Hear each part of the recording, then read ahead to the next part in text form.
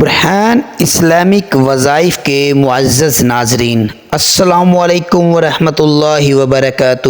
بسم اللہ الرحمن الرحیم۔ محترم ناظرین، اس ویڈیو میں ہم آپ کو بتائیں گے کہ روزے کی حالت میں غسل کا طریقہ کیا ہے، روزے کی حالت میں غسل حیض کا طریقہ کیا ہے، روزے میں غسل جنابت کا طریقہ کیا ہے۔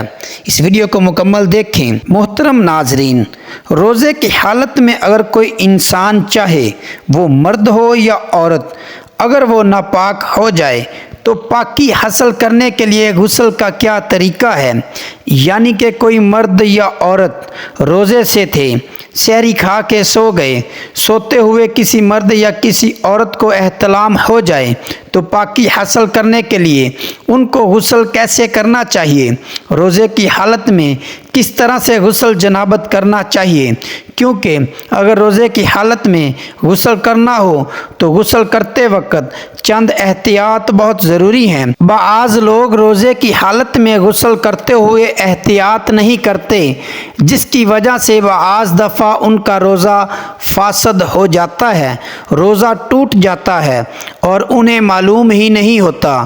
روزے کی حالت میں غسل کرتے وقت دو بڑی غلطیاں جن کی وجہ سے روزہ ٹوٹ جاتا ہے، روزہ فاسد ہو جاتا ہے، وہ غلطیاں اس ویڈیو میں ہم آپ کو بتائیں گے۔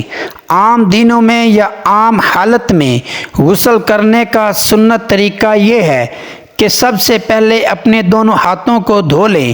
دونوں ہاتھوں کو دھونے کے بعد شرمگاہ پر یا شرمگاہ کے ارد گرد جہاں پر بھی نجاست لگی ہو، اچھے طریقے سے اس نجاست کو دور کر لیں۔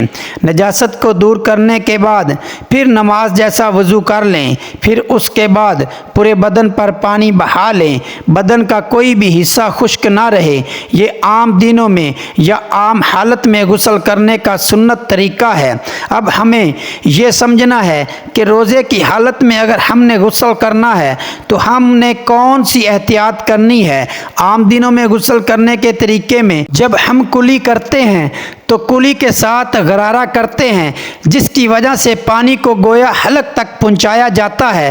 تو اگر ہم روزے کی حالت میں غرارہ کریں گے اور پانی حلق تک پہنچے گا یا حلق سے نیچے اتر گیا تو اس کی وجہ سے روزہ ٹوٹ جائے گا، فاسد ہو جائے گا، چاہے پانی غلطی کی وجہ سے ہی کیوں نہ چلا جائے۔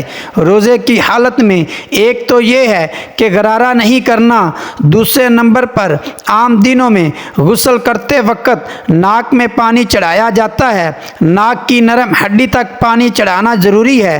روزے کی صورت میں لوگ ناک میں پانی اتنا اوپر چڑھاتے ہیں کہ وہ پانی دماغ تک چلا جاتا ہے، جس کی وجہ سے روزہ ٹوٹ جائے گا، فاسد ہو جائے گا۔